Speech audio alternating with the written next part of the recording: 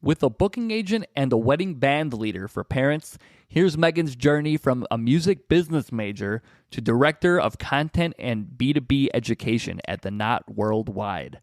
What goes into being the face of a brand and planning out content to marketing strategies you as a wedding pro can utilize right now to make the most of 2021.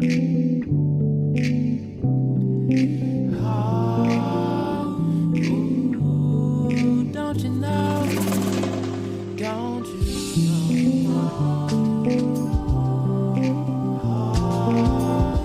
You are special, girl.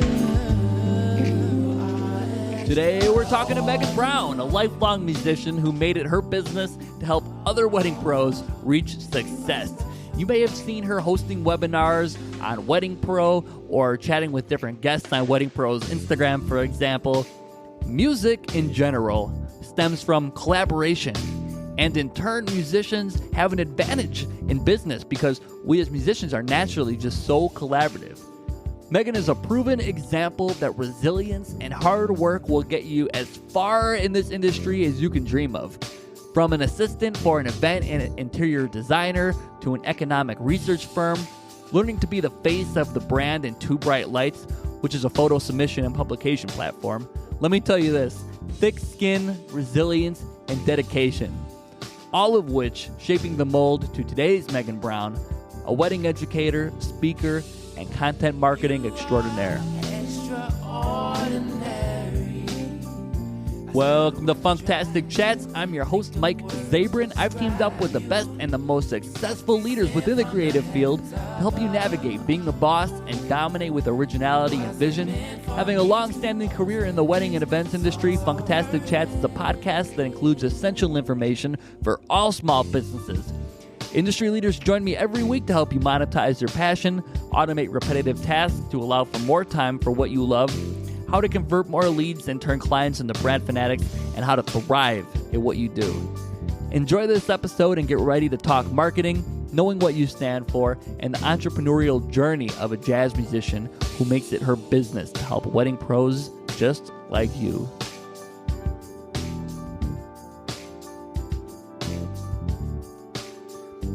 As Director of Content Strategy and B2B Education at the Knot Worldwide and Wedding Pro, Meghan Brown has extensive marketing and event management experience and understands the challenges and opportunities creative entrepreneurs face. Meghan has been a featured speaker at tons of events like Wedding MBA, Show at United, and growing up with a booking agent and a wedding band leader for parents. There's no doubt that marketing and events are in Meghan's DNA. Hey, Meghan, welcome to the podcast. It's great to chat with you. Awesome. Thanks so much for having me. I follow a lot of your webinars on Wedding Pro with different guest speakers you have and Wedding Pro's Instagram Live. And you're like a household TV show for me. I just literally Chromecast you to my TV screen. And I love it. I find you just an empowering and inspiring voice for all business owners within the wedding industry, especially at a time now where we're flooded with scary information about COVID-19, politics. It's just great to be able to hear an optimistic voice like yours, inspiring wedding professionals to navigate through challenging times like this. I call you my business therapist, so I don't know if you've heard that before. I love it. That's awesome. That means so much. This year has been crazy, and it has been just something we've been working really hard to try to make sure we're giving wedding pros the tools that they need to navigate this crazy time. And so I'm glad it's been working. It seems like your role goes beyond marketing and just really being a solid advocate for small business owners. Do you feel that same way? Absolutely. And I think that's really the reason I got into this. Of course, I have a love for the creative side and for weddings and events in general, but really small business owners, especially in the wedding industry, did not become small business owners because they wanted to balance their books and figure out how to write the best contracts. You do it because you love your craft, you love what you do, you love helping couples make these amazing days come to life. But the business is really important. And my whole goal is to make it as easy as possible for small business owners to get the tools they need to make that part as easy as possible. You're really big on helping businesses knowing what they stand for. What does knowing what you stand for mean to you? It's about not trying to be something for everyone. You have to show your where your values are. Couples today really, I'm going to say value again, but really value what others stand for. And they want to align themselves with those who have the same beliefs, the same style, the same, all of those things. They want to find someone that they can be friends with, not just someone that they have a working relationship with. And so having that authentic connection and having that authenticity in your business and showcasing what your business stands for and what you personally believe in, I think goes a long way in helping to create that connection. I personally really learned from you how knowing what you stand for and your personal brand, being able to translate that through the marketing side of things. And during COVID, can this encourage brides to postpone instead of cancel because of that meaningful relationship formed? It's just something as much as putting your face out there, letting them know you're human. Yeah. Yeah. And building that trust. None of us have been through anything like this before, with all of the rescheduling and all of the navigation that needed to happen during COVID, and is continuing to do that. So when couples really have that connection with you and that trust with you, they're going to rely on you, that you know what you're doing and you're going to help them to navigate and still have and plan and create the most amazing day possible, whether there are restrictions and guidelines you all have to abide by or not. Having that trust makes that so much easier. And it makes them know that, you know what, you've got it. My pro team has got it. And it's one less thing that they have to worry about. Yeah. I mean, one specific thing in particular is Greetable. You've had them as a guest in one of your webinars. Yeah. And what's funny is that I've noticed just through my reviews that I'm getting, I'm seeing less about how the band performed, because it's assumed that we're going to give a great performance. What's not assumed is, oh my God, the communication throughout this entire process was amazing. Do you have maybe some other types of ways? Do you keep the communication all year round with the client? Yeah, I think especially right now, communication is key, whether it's just over communicating the different safety precautions you're taking, or whether it's going above and beyond with that client experience. It's not just about checking the box and saying, okay, we've got this covered. It's about showing that couple that you are thinking about their event, their wedding, not just when you're having a conversation with them. It's even something as simple as, if you're following each other on Instagram, sending them a meme that made you think of them or made you think of their event, or sending a little gift after you've had a great planning session, or you had your onboarding, or they just booked with you. These little things that help to continue that communication and continue those touch points, when they take such little effort, can go a long way. And it shows that they're continuing to be top of mind and not just, okay, great, we've signed with these people, I don't need to think about them until it's 30 days out from their wedding. No, it showcases the fact that you are still connecting with them throughout that whole process.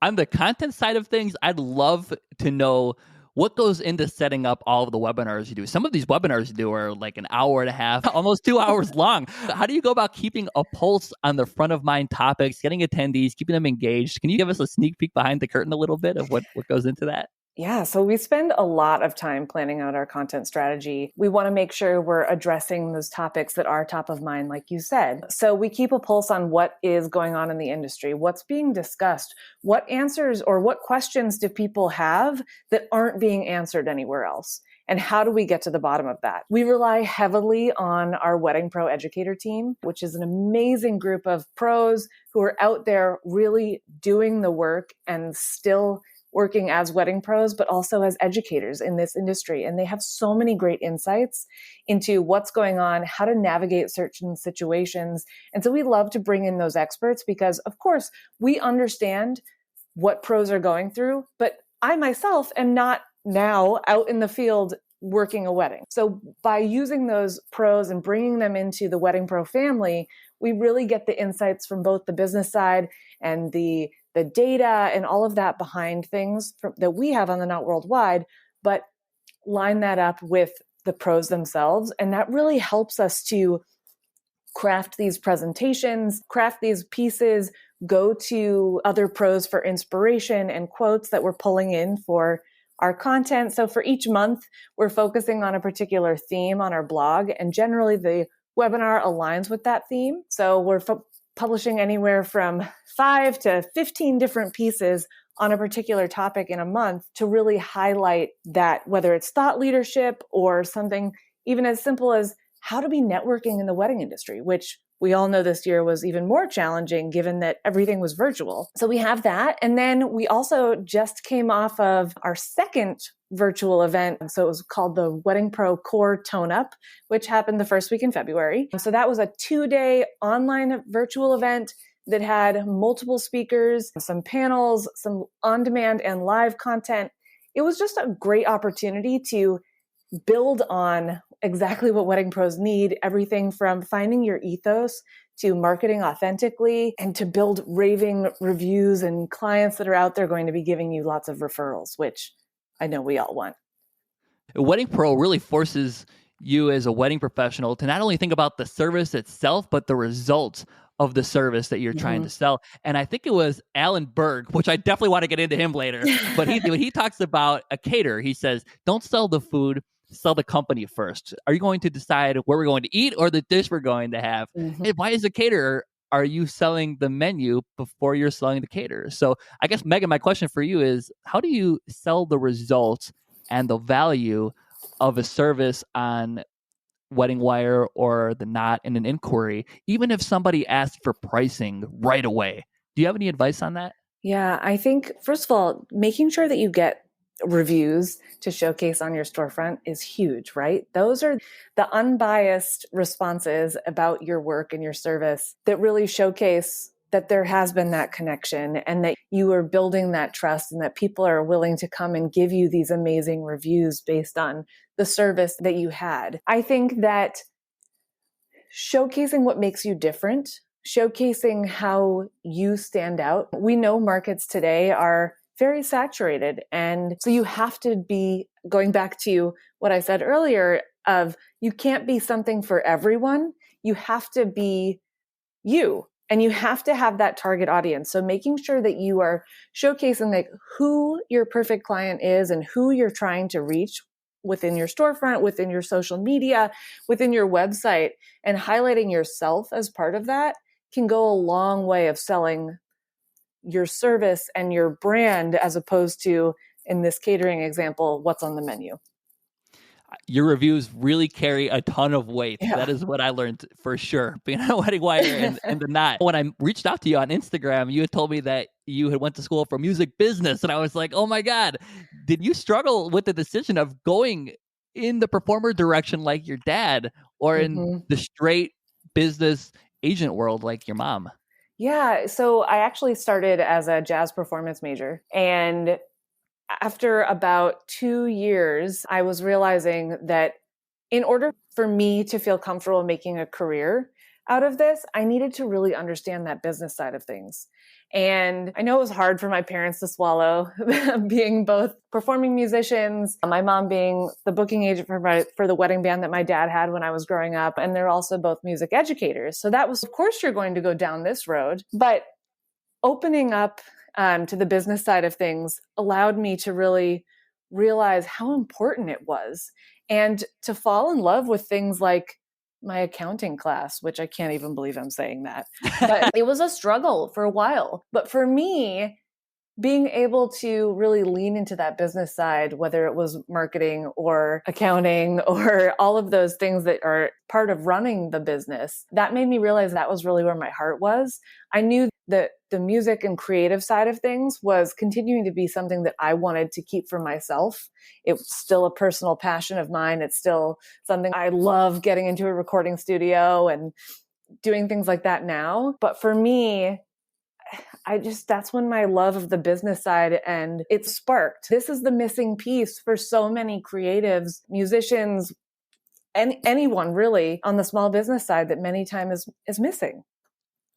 Did you ever sing in your dad's wedding band while you were a jazz major? So we've definitely done a few things together. He and I have actually recorded a few albums together. I never sang in his wedding band, but I have performed at multiple weddings on my own. But yeah, he retired from the wedding band circuit around the time I was actually going off to college. It's funny, I was actually a jazz major too, and I got out of music school and I had no idea about royalties, songwriting agreements. I started my own band Yeah. and started doing session work and all that stuff, BMI, ASCAP contracts. Are we as musicians and others in the creative field doing ourselves a disservice by only studying content and not business?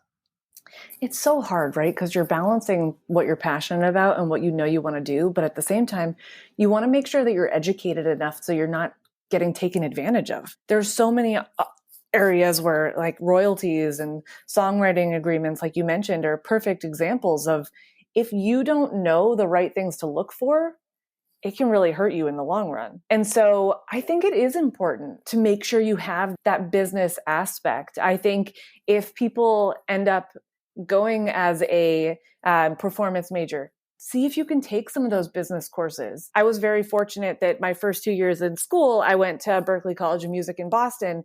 And to be able to have that balance between the amazing performance classes, but then also music law and learning about royalties and agreements, it made such a difference for me to be able to understand it and know what to expect if I were to have gone down that road.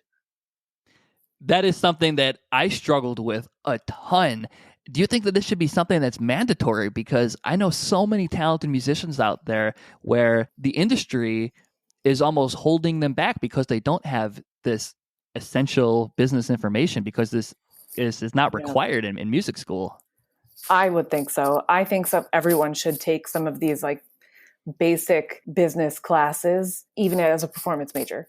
You can be the most amazing musician in the world, but if you don't know how to market yourself, if you don't know how to read an agreement properly, yes, of course, you should always hire an attorney if you're signing a legal document to review that. But having a general knowledge of what to look for is so important, and it can really make a difference in the long run.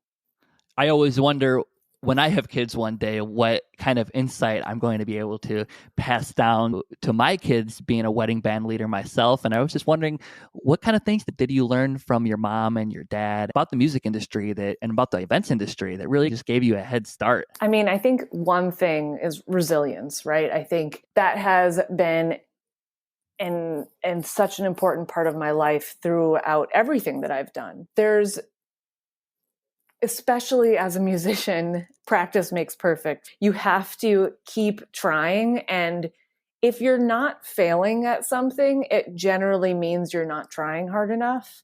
And I know that's something that can be said about a lot of things in this world. So me practicing my scales and getting so frustrated that I would mess up the fingerings on the piano or something like that, it helped me to understand that you need to do something multiple times in order to get to where you want to be. Nothing is earned overnight that is worth earning. You have to work for it. And so getting that resilience and knowing that you have to keep trying, you have to keep practicing, and you will get better and it will pay off, just, I think, went a really long way. And starting as a musician at such a young age, and now it's something that I've been able to continue through. It taught me that along the way. And I really thank them for that. I love that. People think that musicians in particular aren't great at business and marketing, but sometimes I think it could be the opposite in some ways because we as musicians, we're formed naturally by just being inspired about another person's skills, incorporate their craft into what we do, and the music together grows as a whole. And because music stems from collaboration, do you think that being a musician gives you an advantage in business because just we're naturally so collaborative? Totally. I completely agree with what you're saying. I think that in general, musicians, we have to be team players. I was never a sports person. However, I was in marching band. I actually met my husband in marching band. We're totally big musician nerds, which is hilarious. No, I got to hear that story. Were you playing the tuba and he was playing the trombone and you were... We were both in the saxophone section. It's crazy. But you learn how to work in a team and to rely on others. And I know it's said all the time, but community over competition at this point, right? Like within the wedding industry, we cannot thrive without the help of other pros. We are not the only person that goes into making an event successful. And I think musicians definitely understand that, because of course you can have a solo musician, but there's so much value and so much joy that comes out of these larger ensembles and when people are working together and playing music together. So you already understand that as a musician, that collaborating, teamwork, and performing together just brings everything up a level. Is there a wedding pro staff band somewhere? You guys should create one. We did have one, I think before, everything happened. Our Halloween party at our company, we had a band every year that would come together and play. And so I miss that. We'll have to bring it back once we're all back in the office. Early on, you were an events designer. Was this right out of college? Yeah, so I was an assistant for an event and interior designer. So I assisted at events, but also in his personal life. It was an interesting road. I think you said it was the worst 14 months of your life. Yes, it was. But hey, more resilience there. Yeah. How did it give you a thicker skin and really prepare you for the future? I learned not to cry. That's for God. sure. Oh yeah, it helped me to learn to just let things roll off my back. And I think we all know this, especially dealing with couples, dealing with clients, and situations like this are very emotional, right?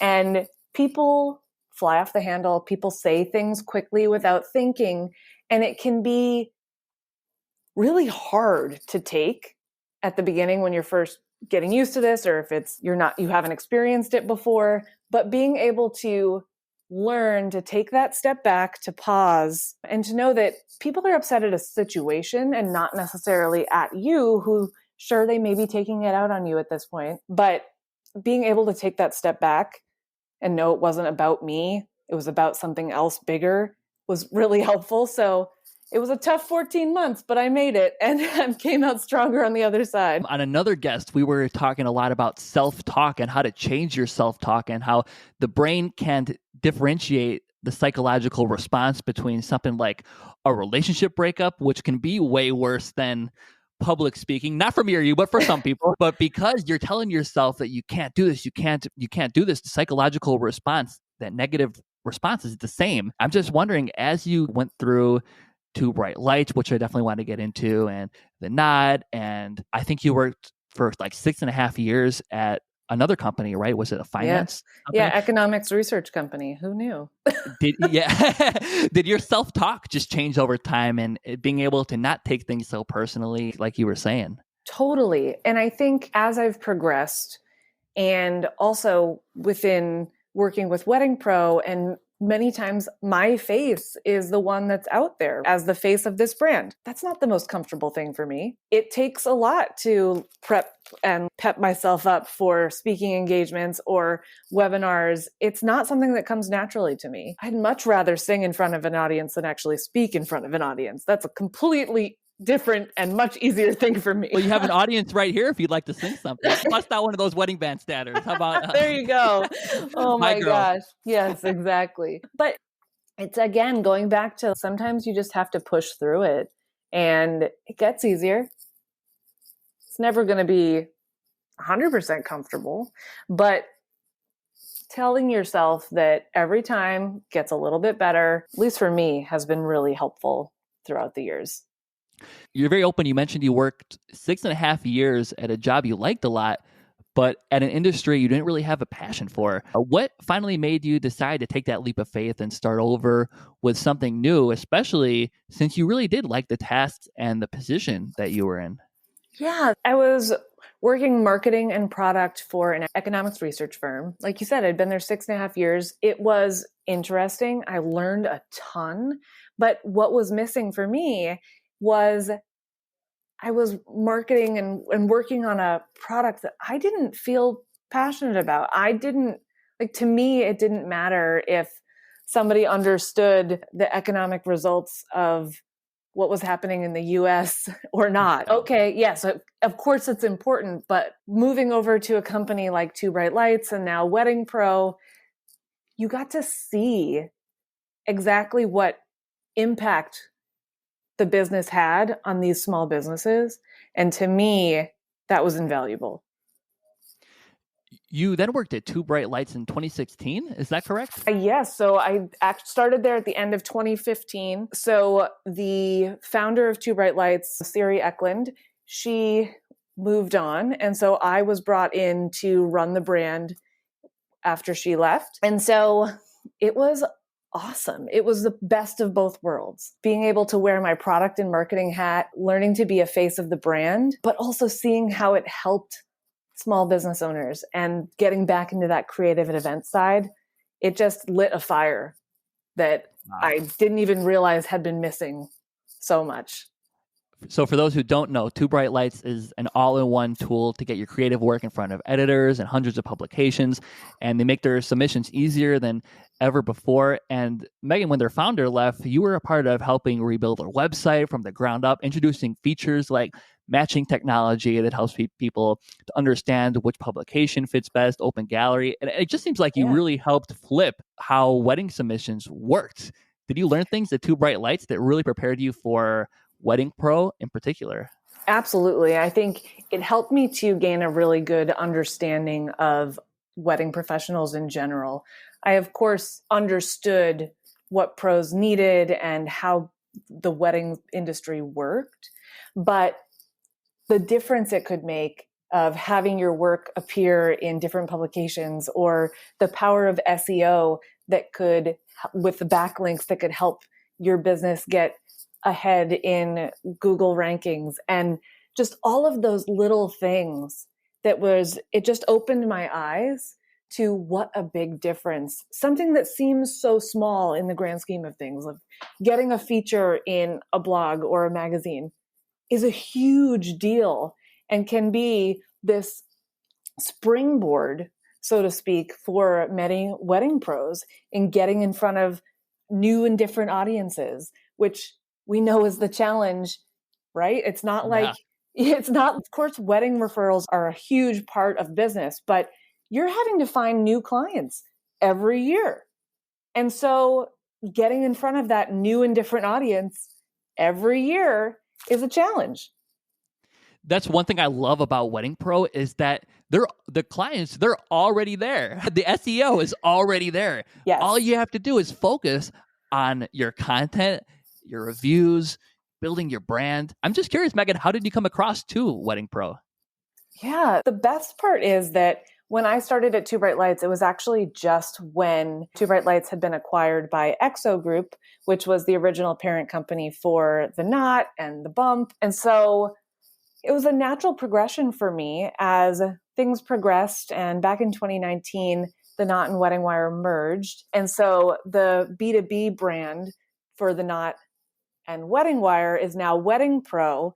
And so as my role at the company started to grow and expand, it just made sense to move over to Wedding Pro and to really work on the content there, because it was building upon what I'd already been doing on the Two Bright Light side, just on a larger platform.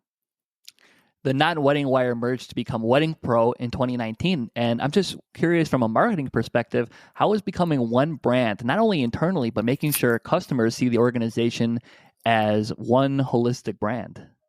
Yeah, I think there's still education going on that. The names, The Knot and Wedding Wire, are household names within the wedding industry. Wedding Pro is that newer brand. And so part of our job with education is to get that name out there and brand recognition for Wedding Pro, so that people in the wedding industry know that we represent both brands. Do you feel this is the first time in your life where you finally found the true holy grail in doing what you love in an industry you love? I have to say, it is pretty amazing to be able to wake up and do this every day. We have an amazing industry. I am honored to be able to work with so many of the wonderful people on the Wedding Pro and the Knot Worldwide team. There's some great people behind the brand. And I really do love what I do. And I truly love helping small business owners and wedding pros succeed and get better. And so it makes me very happy. There's definitely no shortage of content on Meghan Brown. And Meghan, I'm just wondering, what is like, you wake up in the morning, to talk to me through what the day is like of Meghan Brown. Oh boy. Right now it's pretty weird because I don't have a commute. So I wake up and spend my entire day in my New York City apartment. So get up, I get on my Peloton because that is what has been saving me throughout this whole pandemic and allowing me to still eat my weight in chocolate. So definitely do that. Do a lot of our content planning, work with the other members on our B2B team in terms of what are our needs right now?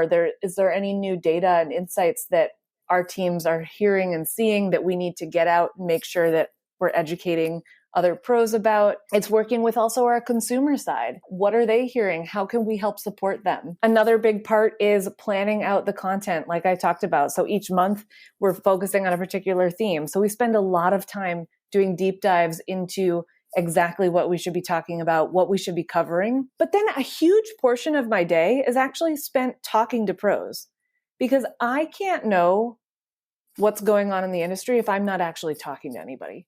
I love that. It's so important. Some of my closest friends are wedding pros. They're amazing. I give them so much credit for all the hard work, especially this year, that they've been going through. But it helps me to understand exactly where we can be helping. Where are we missing something? Is there something we should be talking about? Is there other thought leadership that we can be providing and putting forward into the industry? So for example, one thing that I'm really excited about for this year is we've actually introduced a fellowship program called Fellowship for Change that helps to support and promote underrepresented pros with the industry.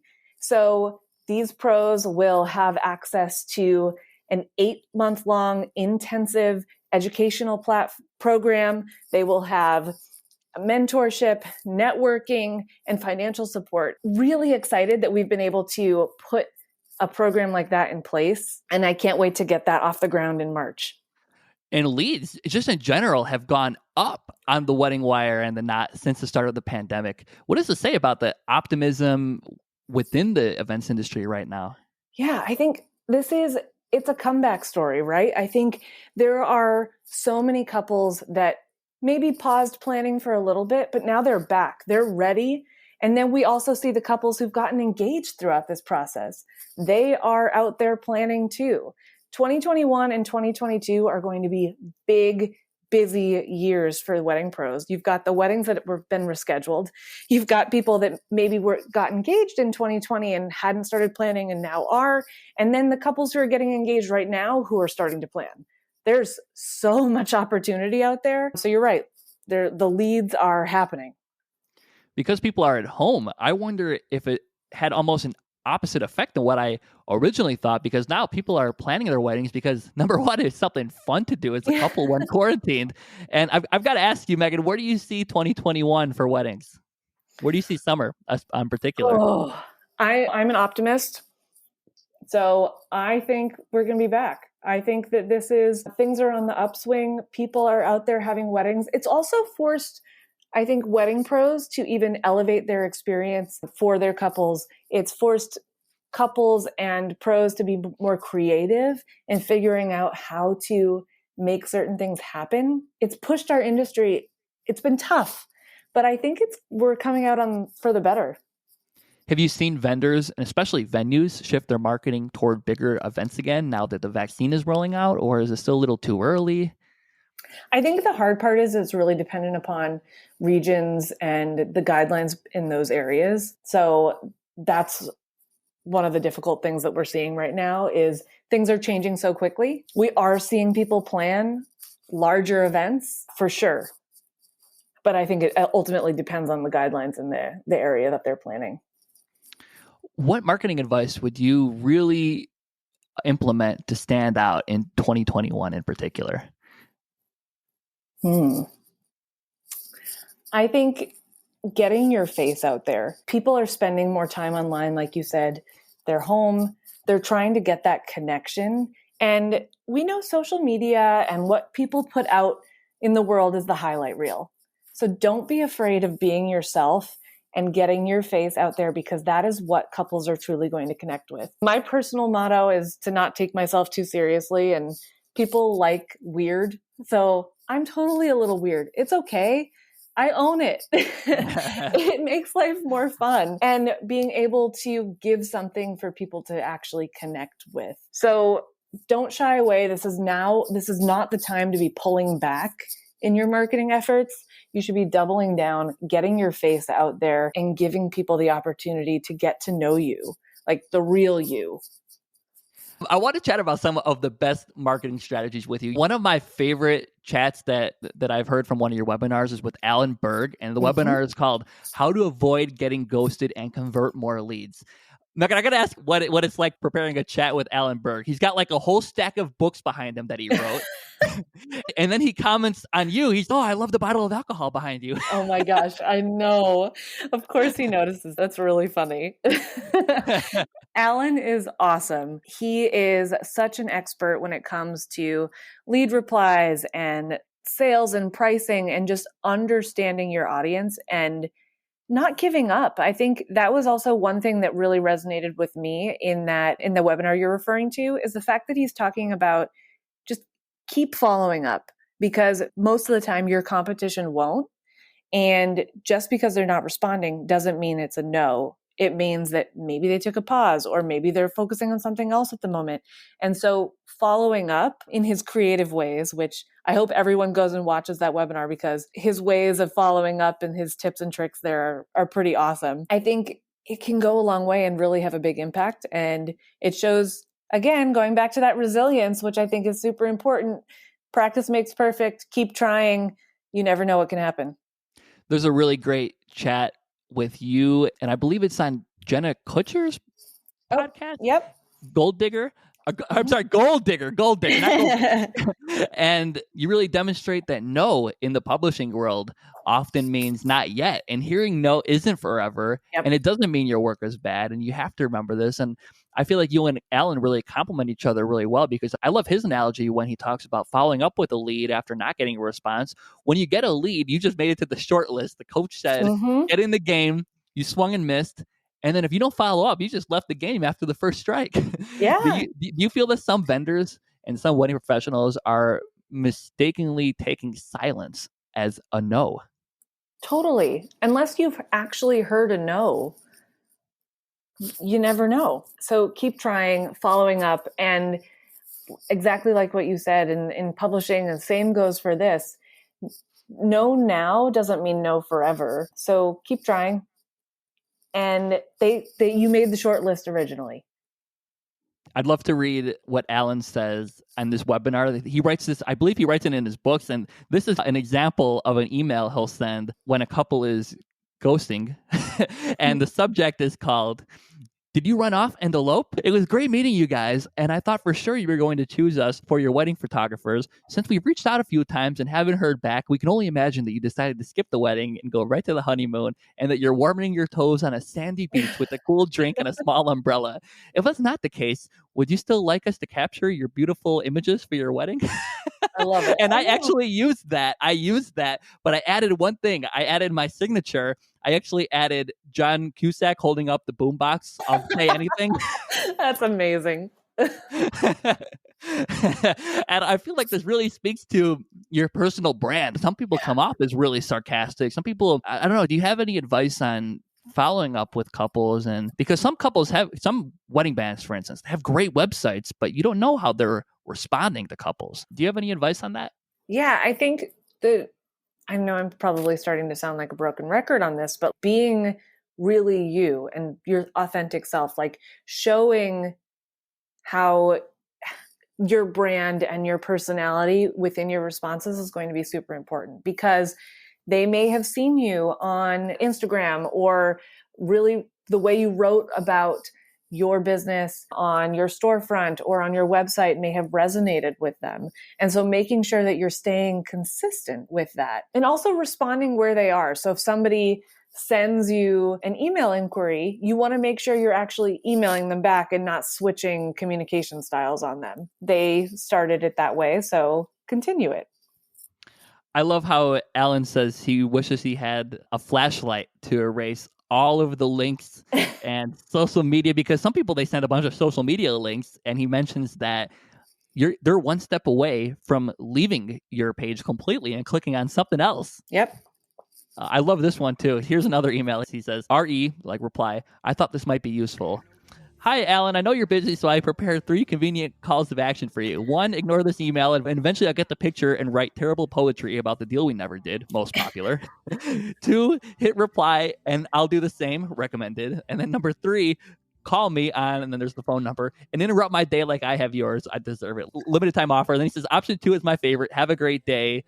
And then he says, and then he puts his name and he writes, Chief of magically picking up a profitable business out of thin air.